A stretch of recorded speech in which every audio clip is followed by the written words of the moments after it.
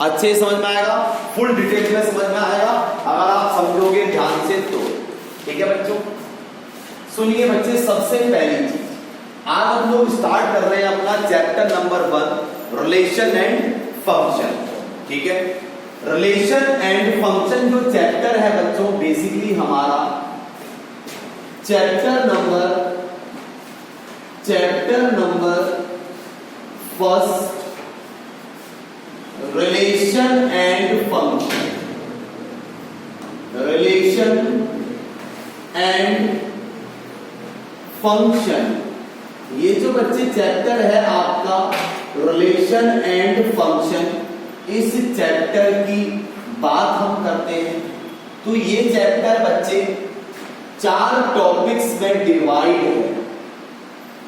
ये चैप्टर बच्चों 4 टॉपिक्स में डिवाइड किया गया है, रिलेशन एंड फंक्शन। ठीक है बेटा, समझ में आ गया बाबू? अगर कोई पिक्सल फटे तो उसको सेंटर पे लेना है। ठीक है, कर हाँ। अब सुनो, इसमें वो कौन कौन से टॉपिक्स है बच्चों जो हम लोग पढ़ेंगे इस चैप्टर में, वो कौन कौन से टॉपिक्स है बच्चों जो हम लोग पढ़ेंगे। नंबर 1 पहला टॉपिक है, जैसे आपका मान लीजिए फंक्शन। सबसे मैंने फंक्शन ही मैंने क्यों लिखा, फंक्शन बच्चे सबसे ज्यादा पूछे जाने वाला टॉपिक है, इसलिए मैंने क्या लिखा, फंक्शन। सबसे पहले आप क्या पढ़ेंगे इसमें, फंक्शन। देन इसके बाद आप दूसरा टॉपिक इसमें पढ़ते हैं रिलेशन। क्या पढ़ते हैं बच्चे, relation. Second topic is our relation. दूसरा टॉपिक आप पढ़ोगे बच्चों इसमें रिलेशन। तीसरा टॉपिक आप पढ़ेंगे कंपोजिशन ऑफ फंक्शन। क्या पढ़ेंगे, composition of function.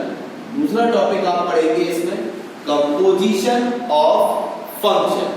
And the last topic जो आप पढ़ेंगे इसमें विच इज बाइनरी ऑपरेशन। क्या पढ़ेंगे, बाइनरी ऑपरेशन। ये बच्चे 4 टॉपिक्स में आपका पूरा चैप्टर डिवाइड है। ठीक है बच्चे, 4 टॉपिक्स में आपका पूरा चैप्टर डिवाइड है। समझ में आ गई बात सबको? बहुत बढ़िया। हाँ, तो देखिए बच्चे, चारों टॉपिक्स को मैं 1 बाय 1 पढ़ाने जा रहा हूं। ठीक है बच्चे? हाँ बच्चे, देखिए प्लीज, यहां तक आप सबको आई होप सब कुछ समझ में आ गया। ठीक है ना? तो हम लोग सबसे पहले क्या देखा कि चैप्टर में हम लोग क्या क्या पढ़ेंगे, 4 टॉपिक्स पढ़ेंगे, फंक्शन, रिलेशन, कंपोजिशन फंक्शन और बाइनरी ऑपरेशन। 1 बाय 1 हम लोग अब बच्चे अपने टॉपिक्स को स्टार्ट करते हैं। फर्स्टली बच्चे हम लोग स्टार्ट करते हैं किसके साथ, फंक्शन के साथ। किसके साथ, फंक्शन के साथ इसको स्टार्ट करने चल रहे हैं। तो बच्चे फंक्शन से स्टार्ट करते हैं टॉपिक को। ठीक है, आइए। तो बच्चे अभी जो हम लोग टॉपिक पढ़ रहे हैं उसका नाम है फंक्शन। फंक्शन के बच्चों बिल्कुल बेसिक क्वेश्चन से स्टार्ट करूंगा, मजा आएगा आपको, फुल डिटेल में चले जाएंगे टॉपिक को उठाते हुए धीरे धीरे। आज जो बच्चे टॉपिक स्टार्ट कर रहे हो उस टॉपिक का नाम है आपका फंक्शन। आप पढ़ रहे हो बच्चे फंक्शन। ठीक है ना बच्चे, बिल्कुल बेसिक से पढ़ाऊंगा फंक्शन, आप बिल्कुल मत घबराना। ठीक है, एक एक चीज क्लियर होकर चली जाएगी, बिल्कुल क्लियर होकर चली जाएगी। पहले नॉर्मल पढ़ाऊंगा, उसके बाद में धीरे धीरे आपको उठा के ले जाऊंगा कहां पर, प्रीवियस ईयर क्वेश्चंस पर। ठीक है ना?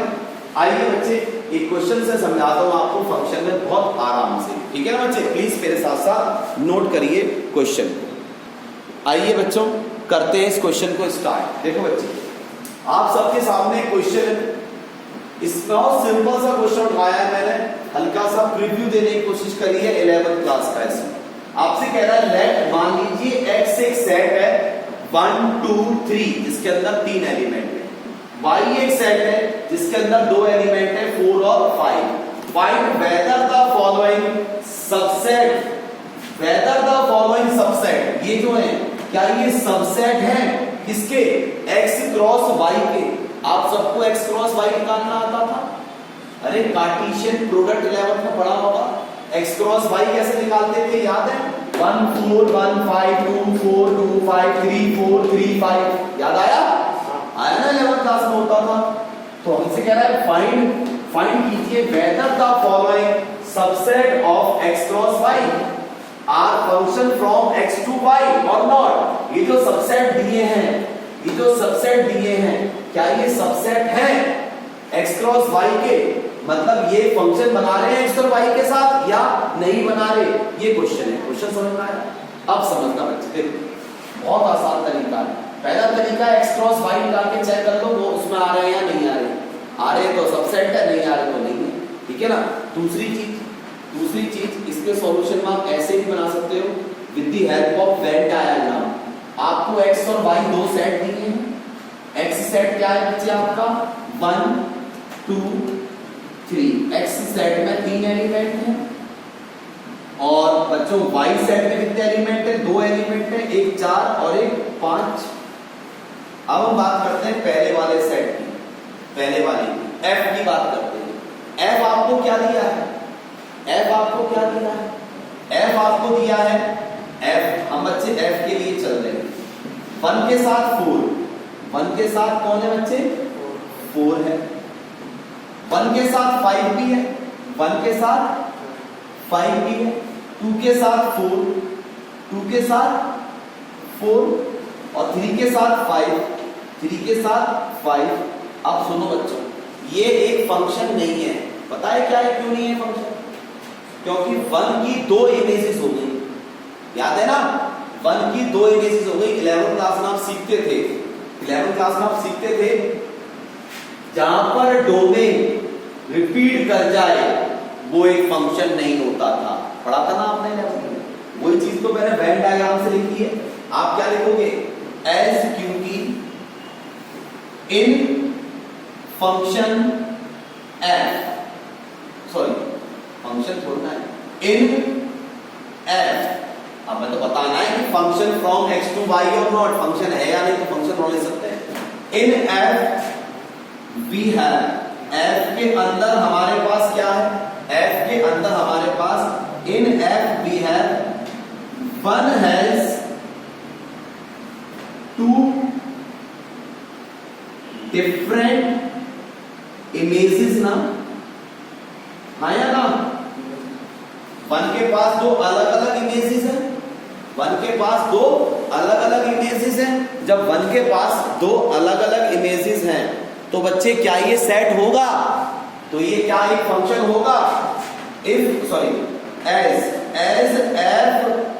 We have one has 2 images, as we have one has 2 different images, hence इसलिए f is not a function।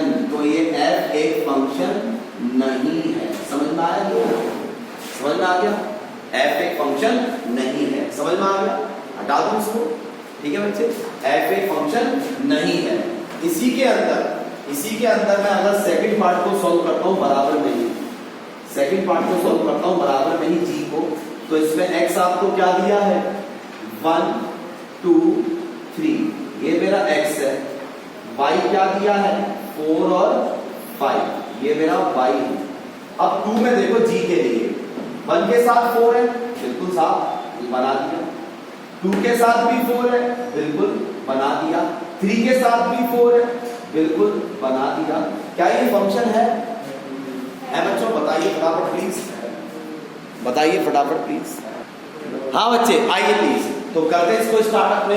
हाँ, इसमें देखो क्या ये जो प्री इमेज है, इस प्री इमेज की कोई ये प्री इमेज कहीं भी रिपीट कर रही है? नहीं कर रही ना। तो आप क्या लिखोगे? As in G we have each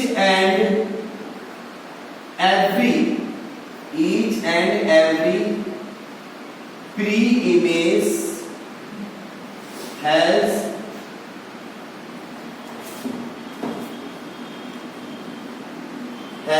या लिख दो ना, every pre-image has different image, सबकी अलग अलग इमेज है ना। hence इसलिए ये एक फंक्शन है, hence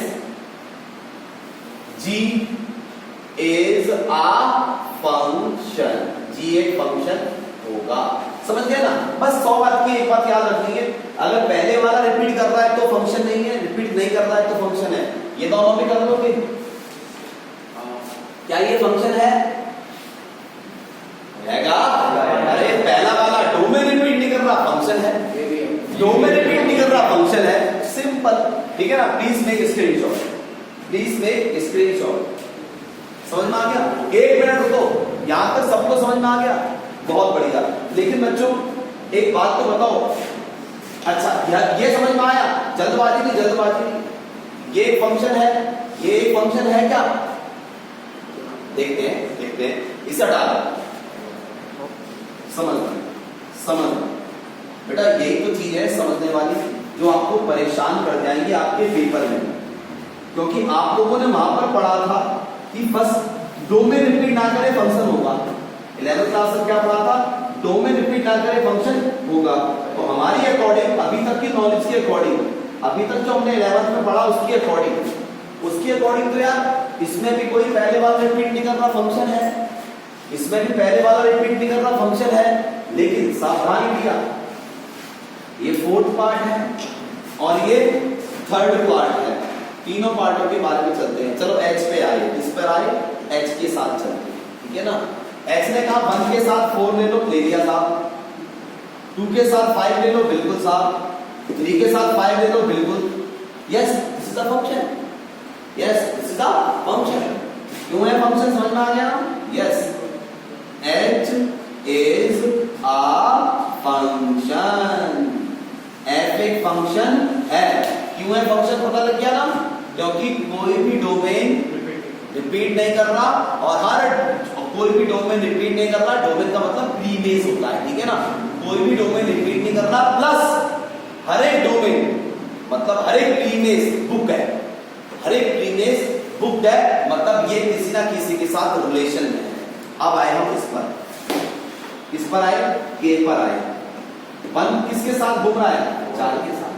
2 किसके साथ घूम रहा है? 5 के साथ। 3 अकेला बैठा हुआ है। 3 ने बच्चे किसी के साथ रिलेशनशिप में आया ही नहीं, ठीक है ना बच्चे? 3 किसी के साथ सेट नहीं बना रहा। 3 अकेला है, किसी के साथ सेट नहीं बना रहा। एज क्योंकि 3 हैज नो इमेज। 3 के पास कोई इमेज नहीं है बच्चे, 3 के पास कोई भी इमेज नहीं है। हैंस इसलिए K is not a function। याद रखोगे, फंक्शन होने में एक प्रॉपर्टी और जरूरी है। क्या जरूरी है? सिर्फ ये मत सोचो कि कोई डोमेन रिपीट नहीं कर रहा तो फंक्शन है। ये भी याद रखो कि वो ये x से y बोल रहा है ना, x से 2y बोल रहा है ना, x से 2y बोल रहा है, इसका मतलब x का कोई एलिमेंट खाली ना रहे, सारे बुक दो। अगर y 2x बोलता तो y का कोई खाली ना रहे। मेरी बात समझ में आ रही अच्छे से ना? Please make screenshot. यस बच्चों, नेक्स्ट क्वेश्चन आप सबके सामने है। हमारा क्वेश्चन क्या कह रहा है समझिए। Right total number of functions, आपसे कह रहा है इस बार right total number of functions from set A to set B। Set A से सेट B में, set A to set B में how many functions are here. यहां पर बच्चे कितने फंक्शंस हैं? अब समझना, 3 पार्ट्स हैं। पहला पार्ट में बच्चे आपको क्या चीज गिवन है? आपको A सेट में A सेट क्या दिया है बच्चों? 1 2 3। B सेट बच्चों आपको क्या दिया है? A B C। अच्छा, A सेट ये है, B सेट ये है। यू नो, मैं इसको बोल सकता हूं NA। NA का मतलब होता है number of element in A set. क्या होता है इसका मतलब? Number of element in A set. कितने एलिमेंट हैं A सेट में? 3। B का मतलब NB का मतलब number of element in B set. कितने एलिमेंट्स हैं इसमें? 3। समझ में आ गया? अब आप क्या करेंगे? Write total number of functions. हमें निकालने total number of functions from set A to set B ना। समझना, एज हमें क्या निकालने हैं? Total number of functions, total number of functions from क्या बोला इसने, set A to set B ना, इस पे ध्यान देना, किस सेट से किस सेट की तरफ बोलता है। Total number of functions from set A to set B, A से बी की तरफ निकालते हैं, उसका फॉर्मूला होता है number of element in B set की whole power number of element in set A. नहीं समझ में आई बात? अगर इसमें बोलता total number of functions find कीजिए from set B to set A, set B to set A बोलता, तो आप क्या करते, एन ए की पावर एन बी हो जाती। मेरी बात समझ में आ गई? समझ में आ गई? तो इस क्वेश्चन का आंसर क्या होगा बताओ, 3 की पावर 3 बोले तो 27। आया ना समझ? आया ना समझ? इसी के अगर मैं सेकंड पार्ट की बात करूं, सेकंड पार्ट में बताना how many number of elements in a set, 3, how many number of element in B set, 4। तो इसका आंसर क्या होता, नंबर ऑफ एलिमेंट्स क्या होते इसको बताओ। So total number of elements, total number of functions, total number of elements sorry functions from set A to set B क्या होते, 4 की पावर 3, कितना आता, अपना नंबर, भाई का नंबर 64। ऐसे बच्चे इसको कर लेते, इसको कर लोगे ना, इसका आंसर क्या होगा, 3 की पावर 4। भाई नंबर ऑफ एलिमेंट एक बी सेट, 3 की power number of element in a set 4, 3 की पावर 4 कितना होता है, 81। आंसर समझ में आया नहीं आया? बहुत बढ़िया, मेक स्क्रीनशॉट। हाँ बच्चों आइए प्लीज, नेक्स्ट क्वेश्चन आपके सामने है, एक इक्वल फंक्शन के लिए और एक अनइक्वल फंक्शन पे बेस्ड क्वेश्चन है बच्चे। आइए अब एक छोटी सी बात सुनना बच्चों, पहला वाला आपको दिया है क्वेश्चन और दूसरा क्वेश्चन आप सबके पास है। मैं दोनों क्वेश्चंस को साथ ही साथ सॉल्व करके अच्छे से डिटेल्ड वर्जन में आप सभी को भाई बहनों को समझाने की कोशिश करूंगा। तो मेरे प्यारे बच्चों ध्यान से समझना है। पहले क्वेश्चन में ए दिया है आपको 1 2 3 4 सेट, बी क्या दिया है 5 6 7 8। इसमें एफ फंक्शन जो है वो भी ए से बी का है और जी जो फंक्शन दिया है वो भी ए से बी का है। मतलब आपको जो एफ दिया है वही जी दिया है, एफ और जी दोनों फंक्शन दिए हैं और कह रहा है शो करो कि एफ और जी फंक्शन इक्वल है। अब आप कहोगे सर देखो देखते ही पता लग रहा है, ये रहा, ये रहा, ये रहा, ये रहा, इक्वल है। ये इसमें सेम क्वेश्चन में बोल दिया f is not equal to z, वो तो आपको देखते ही पता चल रहा है। कैसे 1 5 इसमें नहीं है, 2 6 यहां नहीं है, सिर्फ 3 7 ही तो सेम है, इसका मतलब इक्वल नहीं है। लेकिन लिखेंगे कैसे दोस्तों, लिखने का तरीका कैसे, मात्र में लिखा होगा हाँ ना, लिखिए तो आगे कर लाइन इसके अंदर क्या लिखोगे, देखो बच्चे नपुन निकालते हो एज, देखो क्या लिखोगे उसके अंदर आप समझना। पहले वाले की बात कर रहा हूं, f1 बच्चों एक बात सुनो, जो f1 की वैल्यू 5 है, f1 की वैल्यू 5 है ना, क्या वो g1 की वैल्यू भी है? यस, हाँ या ना? बिल्कुल है, बिल्कुल है। जो f2 की वैल्यू है, f2 की वैल्यू क्या है 6, तो क्या वो g2 की वैल्यू नहीं है? बिल्कुल है ना? f3 की वैल्यू क्या है 7, तो वो तो g3 की वैल्यू भी है, चेक कर लो। f4 की वैल्यू क्या है 8, तो क्या वो g4 की वैल्यू नहीं है? है ना? हर बार है या नहीं है? Hence f is equal to c। यहां पर आए, यहां पे f1 की वैल्यू क्या है, f1 की वैल्यू 5 है, which is not equal to g1, वो g1 के इक्वल नहीं है, क्योंकि यहां पर f1 5 है, वहां पे g1 6 है, दिख रहा है ना? यहां पे f2 क्या है, यहां पे f2 क्या है 6, लेकिन वहां पर g2 6 नहीं है, वहां पे g2 5 है, इसलिए ये दोनों तो इक्वल है ही नहीं। अब एक के इक्वल होने से क्या होगा? अब आप कहोगे नहीं सर देखो यहाँ पे F3 7 है, वहां भी F3 G3 7 है। अरे बेटा क्या हो गया है? एक के सेम होने से क्या होगा? ये दो तो इक्वल है ही नहीं, यहाँ पे तो कॉन्ट्रडिक्शन आ गया इसके अंदर।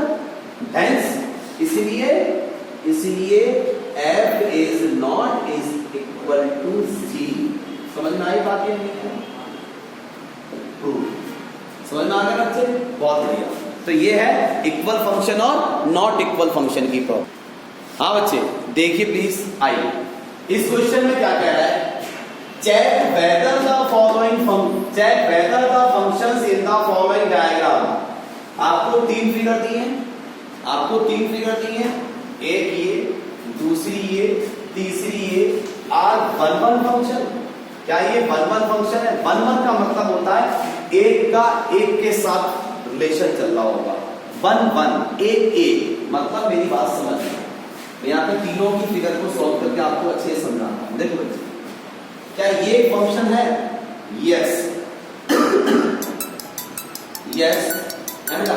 हाँ तो देखते हैं बच्चे, प्लीज एक मिनट, कॉल आ गई है।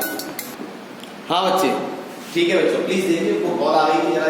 हाँ यस, क्या ये फंक्शन है? Yes, this is a function. Yes it is 1 1 function. ये एक 1 1 फंक्शन है। क्यों है उसका रीजन बताता हूं। 1 1 फंक्शन एज, क्योंकि एक बात बताओ, हर एक डोमेन की एक ही इमेज है ना? हर एक डोमेन की एक ही इमेज है, और वो भी अलग इमेज है, सेम नहीं है।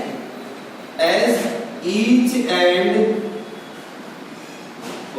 इसकी स्पेलिंग लगता है, each and every domain has